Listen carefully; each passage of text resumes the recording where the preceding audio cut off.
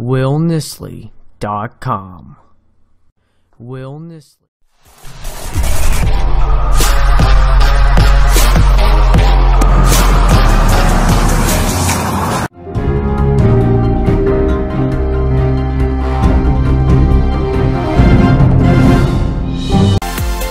Know what's more awesome than Fridays? Friday the St. Patrick's Day. Awesome. This is CNN 10 and I'm Carl Azuz. First story, 2 U.S. federal judges have temporarily blocked President Donald Trump's new executive order concerning immigration to America. His previous order on this subject is tied up in court.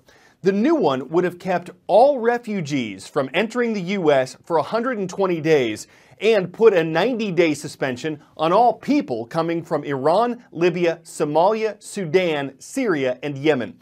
Former President Barack Obama had identified these 6 countries, plus Iraq, as countries of concern because of a growing threat from terrorists. But critics have called the Trump order a Muslim ban because more than 90% of people in the 6 named countries are estimated to be Muslim. When he was campaigning for president, he said he was going to enact a Muslim ban. Rudy Giuliani went on national TV and said the president was asking him to create a Muslim ban, but just to make it legal. And that's just what we know publicly.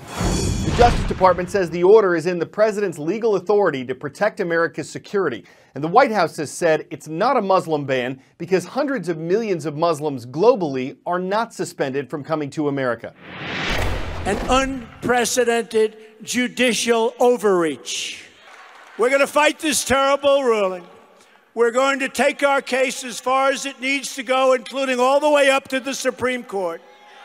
The president's order is on hold for now. People in the 6 named countries are able to enter the U.S. The Justice Department says it'll continue to defend the order in courts. 10-second trivia. A nuclear arms race between 1945 and 1991 involved what 2 countries? U.S. and Japan, Japan and Germany, U.S. and Soviet Union, or North Korea and Iran?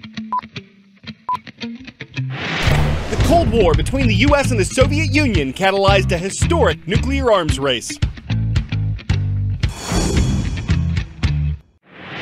After World War II, over a period of about 2 decades, the U.S. carried out more than 200 nuclear tests in the atmosphere. That's as opposed to underground or underwater.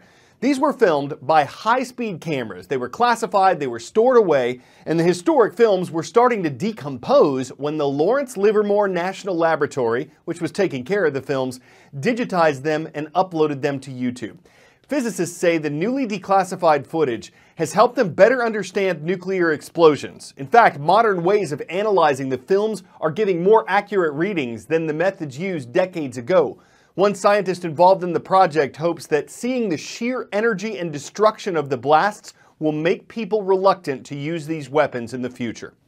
Cameras mounted on car roofs, behind bike riders, on hikers' backpacks.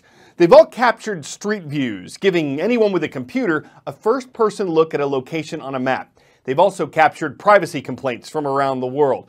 Though a recent Street View project, better called a Volcano View project, probably won't upset too many residents nearby. Google this. What's it like to go inside a volcano? The web giant recently sent a crew to find out. All the way to Vanuatu, an archipelago located in the South Pacific, more than 1,000 miles off the coast of Australia. The tiny island nation is home to lush jungles, black sand beaches, and 9 active volcanoes. Google partnered with veteran explorers Jeff Mackley and Chris Horsley to go inside one of them to get a view of the volcano like you've probably never seen before. The team traveled to the island of Ambrym, home to 2 volcanoes, Benbow and Marram. Unpredictable and dangerous, the chief of the local village calls the volcano devils, but their natural beauty is undeniable. It's so vast and such an incredible landscape. There's a real heartwarming feeling that you get when you see the lava lake itself. It's an incredible feeling. Strapping on a high-tech backpack called the Trekker, Horsley and Mackley rappelled down 400 meters inside the Marram crater to collect 360-degree street view imagery. They got an up-close look at the volcano's giant lake of lava, a fiery cauldron of boiling rock roughly twice the size of a football field. But standing just meters away from one of the most active lava lakes in the world really surges energy through your whole body. it is like staring into the sun, or the heartbeat of the planet, really. Nominations for the 2017 CNN Heroes are coming in, and for our first hero feature of the year, we're reporting on a nonprofit group called Grahamtastic Connection. It's named for a boy named Graham Morissette. He's the inspiration for a program that's connected almost 1,500 sick children to the classroom when they couldn't be there in person. On your mark, get set, go! My son Graham was 6.5 years old when he was diagnosed with leukemia.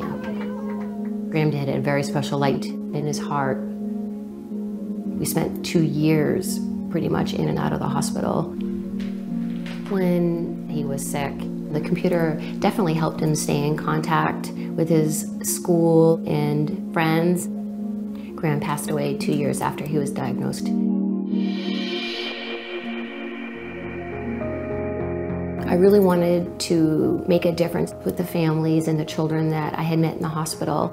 I just wanted to provide the tools to keep them connected. So I heard you like iPads. Look what we have in here. We give away free technology to children with cancer and other serious illnesses. Whoa! Yay! We're connecting kids when their world is out of reach. It really helps them heal emotionally and physically at the same time. Hello, Philip. Can you come on over to your desk for math? One of our major goals is to connect kids to their classrooms, which really helps them continue their education despite all the days missed from school. Philip, I'm going to have you go to the back table, okay? The robots transport the child right into the classroom.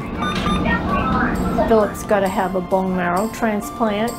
We're going to be here in the hospital like 6 weeks. Your turn, Philip.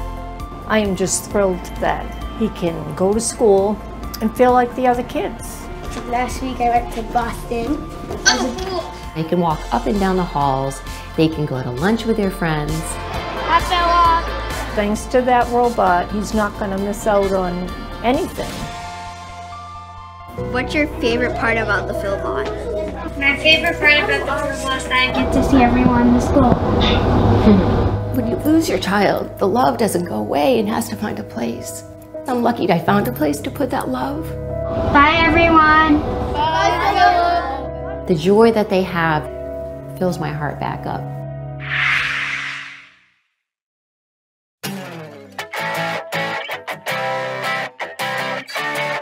In Chicago, Illinois, a St. Patrick's Day tradition goes well beyond wearing green. For decades, the Chicago Journeyman Plumbers have been helping the Chicago River go green by putting vegetable dye in it. Officials say it's completely safe, and after one boat dumps it in, another sails through to stir it up and spread it out. They say it takes about 45 pounds of dye to turn part of the river one of the colors of the Irish flag.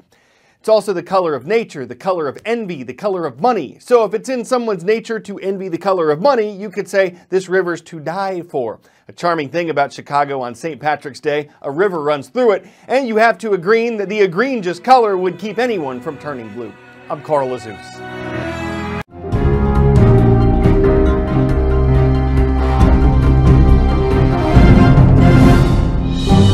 Hey guys, if you want to get active on my channel, if you want to get that latest stuff, if you want to get the latest blog posts, then click or tap the subscribe button right up here. You can also check out my website with the latest posts right down here. And you can view a random video for yourself right over here.